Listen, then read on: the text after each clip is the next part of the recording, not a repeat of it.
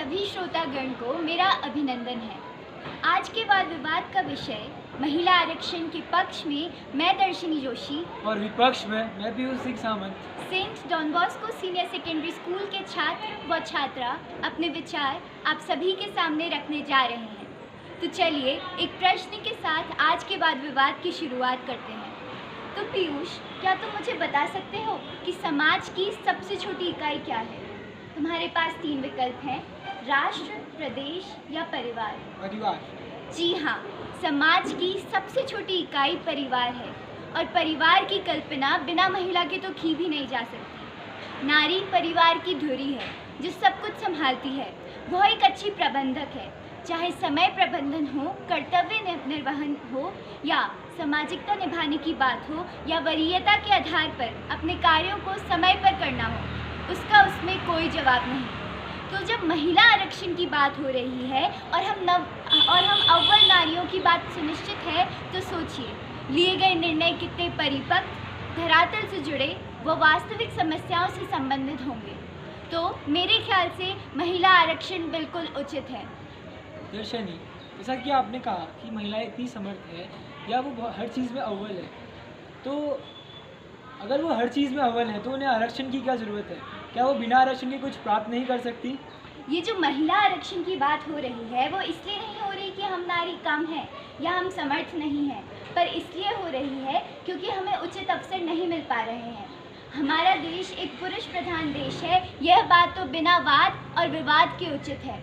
और हमारे देश की संसद में महिलाओं का प्रतिनिधित्व 15% भी नहीं है, जो कि एक शर्म की बात है। तो पीयूष, तुम्हारे ख्याल से ऐसा क्यों है? क्या हम नारियां अव्वल नहीं हैं, या क्या हमें राजनीति का ज्ञान नहीं है, या हमारा समाज एक औरत को राजनीति में स्वीकार नहीं कर पा रहा है? देखिए दर्शनी, बात करें औरत या पुरुष की, दोनों अपने ही क्षेत्र में हर चीज़ को करने में समर्थ हैं। वो किसी भी चीज़ को आसानी से हासिल कर सकते हैं। पर बात यहाँ पे इस चीज़ की है, आप मुझे बताइए, आपने आज तक कितनी ऐसी औरतें देखी जो रोज़ अखबार पढ़ती हो, रोज़ समाचार सुनती हो, ग्राम स्तर से लेके राष्ट्रीय स्तर तक राजनीति का ज्ञान रखती हो? और रही बात आरक्षण की, तो आरक्षण, जातीय आरक्षण की वजह से पहले से ही देश में बहुत ज़्यादा द्वेष फैल चुके हैं। और अगर ये महिला आरक्षण अभी और आता है तो इसकी वजह से देश में और ज़्यादा द्वेष फैलेगा। और जो पुरुष हैं वो महिलाओं को अपने से नीचा समझेंगे, क्योंकि उन्हें लगेगा कि ये महिला बिना आरक्षण के कुछ प्राप्त नहीं कर सकती और दोनों के बीच में असमानता का भाव उत्पन्न होगा। मुझे ये बात समझ नहीं आ रही कि जो महिला आरक्षण के विरोधी हैं वो ये क्यों भूल रहे हैं कि महिला, हर घर में एक महिला होती है और महिला आरक्षण का तात्पर्य महिला को सशक्त बनाना है। अगर एक महिला सशक्त होगी तो पूरा घर सशक्त होगा, और अगर एक परिवार सशक्त होगा तो समाज सशक्त होगा। इसलिए भी मैं महिला आरक्षण की समर्थक हूँ। देखिए दर्शनी, आप इतना महिला आरक्षण बोल रही हैं, क्या महिलाएं बिना आरक्षण के कुछ नहीं हैं, या वो बिना आरक्षण के कुछ प्राप्त नहीं कर सकती, या उनमें इतनी काबिलियत नहीं कि वो आरक्षण के बिना कुछ कर सकें? हम काबिल हैं, हम ज़रूर काबिल हैं, पर हमें काबिलियत दिखाने के लिए मौका तो देना चाहिए। और महिला आरक्षण उसी अफसर की तरह काम करेगा जो संसद में महिलाओं के लिए 33% सीट आरक्षित करके हमें अवसर प्रदान करेगा। इसलिए मैं महिला आरक्षण की समर्थक हूँ।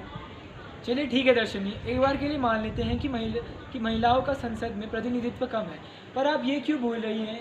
और क्या आप ये कहना चाहती हैं कि जो अभी तक के कानून बने हैं वो सही नहीं है? क्योंकि आप ये मत भूलिए, जो वुमेन बिल राइट्स पास हुआ था लोकसभा में, वो भी इसी परिस्थिति में पास हुआ था जब महिलाओं का प्रतिनिधित्व संसद में कम था। अगर महिलाएं संसद में अधिक से अधिक होती तो जो महिलाओं के खिलाफ अपराध हो रहे हैं उसके लिए स्टेप्स लेने के लिए न्यायपालिका वर्षों तक नहीं लगाती और हमें न्याय मिल जाता।